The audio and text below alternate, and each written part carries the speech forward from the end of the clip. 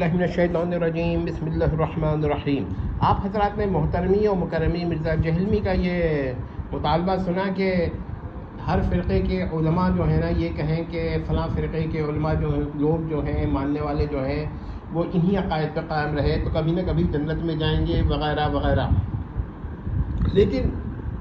اس کا مطلب تو یہ ہوا کہ جہلمی صاحب سب کو مسلمان سمجھتے ہیں۔ پہلے تو میں اپنے عقیدہ بتاتا ہوں، اور جہلمی صاحب سے یہی مطالبہ ہے کہ وہ کہیں کہ جب میں مروں گا، میرا مطلب ہے میں اپنی طرف بات کر رہا ہوں، جہلمی صاحب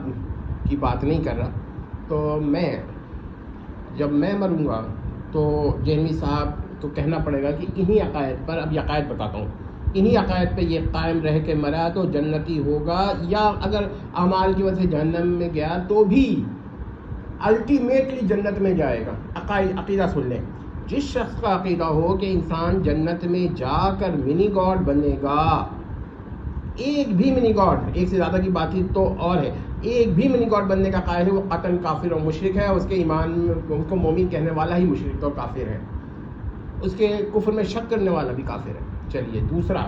جس نے کہا کہ لفظ منی گاڈ اور مخلوق اور گاڈ جو ہے یہ رب کی طرح کا لفظ ہے، الفاظ ہیں، جس طرح رب کا لفظ غیر اللہ کے لیے کہیں کہیں کسی طرح استعمال ہو جاتا ہے اضافت وغیرہ کے ساتھ، یہ منی گاڈ کا لفظ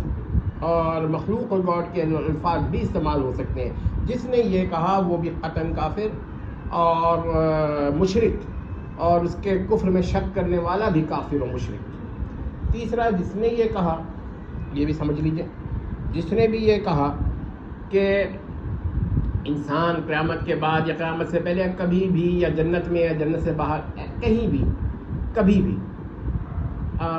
خدا کی صفات میں شامل ہوگا، ماضی حال مستقبل بعید، قیامت کے بعد جنت سے باہر کہیں بھی، تو ویسے وہ بھی قطعاً کافر اور مشرک، اور جو اس کے کفر میں شک کرے وہ بھی کافر اور مشرک۔ اب ایک اور عقیدہ سن لیجئے، کہ جس نے کہا کہ خالق اور مخلوق کا فرق کر کے جو چاہے سو کہیں، یعنی کہ غیر اللہ کو مخلوق مانے مگر اس کو ساتھ میں یہ بھی مان لیں، کیا کہتے ہیں کہ وہ جو ہے کسی بھی قسم کا مخلوق اور گاڈ ہے، تو یہ، اور اس کو وہ شرک نہ مانے، تو اور میں یہ کہہ رہا ہوں کہ ایسا عقیدہ رکھنے والا، خواہ قیامت سے پہلے، خواہ قیامت کے بعد، خواہ جنت میں، خواہ جنت سے باہر، خواہ کبھی بھی، تو ازل سے ابد الاباد تک، اب اس سے بڑی بات تو میں نہیں کہہ سکتا کہ ابد الاباد لا انتہا ہے، اور ازل یہ لا ابتدا ہے، ازل الازال کہیے، تو میں اب جہلمی صاحب سے پوچھتا ہوں کہ جو اس کا قائل ہو اس کی بھی تکفیر اور کفر و شرک۔ اب یہ بتائیے، میرا تو یہ عقائد ہے، تو کیا آپ کے نزدیک میں انہی عقائد پہ مر جاؤں؟ اور اللہ کرے انہی عقائد پہ مروں، میں تو دعا کرتا ہوں، تو کیا کہتے ہیں، کیا آپ کے نزدیک میں جنت میں جاؤں گا؟ چلیے، اعمال کی کچھ سزا ہو سکتی ہے، الٹیمیٹلی جاؤں گا کہ نہیں جاؤں گا؟ اور میں کہتا ہوں ایک اور بات، کہ جو شخص یہ کہتا ہو کہ خالق اور مخلوق کو ایک ماننا شرک ہے، مگر اس کے علاوہ بھی شرک، اور جہلمی صاحب تو یہ کہہ رہے ہیں کہ مخلوق سے خالق کو الگ کر لیں تو توحید ہے، نہیں، اس کے علاوہ بھی اور بھی توحید ہے، اور جو یہ نہ مانے وہ بھی کافر و مشرک ہے۔ تو بتائیے جہلمی صاحب، میں نے اپنے عقائد بیان کر دیے، اب آپ جواب دیجئے میں جنت میں جاؤں گا کہ نہیں جاؤں گا اگر انہی عقائد پر میں مر گیا، اور اللہ کرے کہ انہی عقائد پر میں مروں، کیونکہ اگر الیاذ باللہ میں کسی ایک نقطے سے بھی ہٹا تو میں خود کافر ہو جاؤں گا اپنی تحقیق پر، اور میں کہتا ہوں تمام مسلمانوں کا ہی یہی عقیدہ ہے۔ تو اب دیکھیں جہلمی صاحب کیا جواب دیتے ہیں۔ اب میں پوچھتا ہوں، کیا میں مسلمان ہوں جہلمی صاحب؟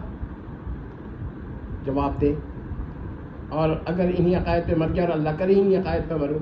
تو کیا جنت میں جاؤں گا الٹیمیٹلی؟ چلیے آپ یہ کہہ دیجیے بھائی گناہ ہونا کیا ہوگا، تو وہ گناہ کیونکہ آپ معصوم نہیں ہیں تو گناہوں کی سزا ملے گی، اس کی بحث نہیں ہو رہی ہے۔ دیکھیں جہلمی صاحب، اور میرے پیچھے آپ کی نماز ہو جائے گی، جب دیکھتے ہیں نا۔ اور میں کہتا ہوں جہلمی صاحب ایک عرض اور ہے کہ آپ بھی ایک دفعہ کہہ دیجئے کہ جس نے کہا انسان مرنے کے بعد جنت میں منی گاڈ بنے گا، وہ کافر مشرک، کوئی تعویل نہیں سنی جائے گی، کوئی توجیہ نہیں سنی جائے گی. اسی طرح باقی جو میں نے عقائد بتائے ان کی بھی نہ تعویل ہے نہ توجیہ ہے. اور جس نے یہ کہا کہ رب کے لفظ کے مثل ہے گاڈ کا لفظ، کہ جس طرح کسی اضافت کے ساتھ غیر اللہ کے لیے رب کا استعمال ہو سکتا ہے، اسی طرح منی گاڈ کا لفظ بھی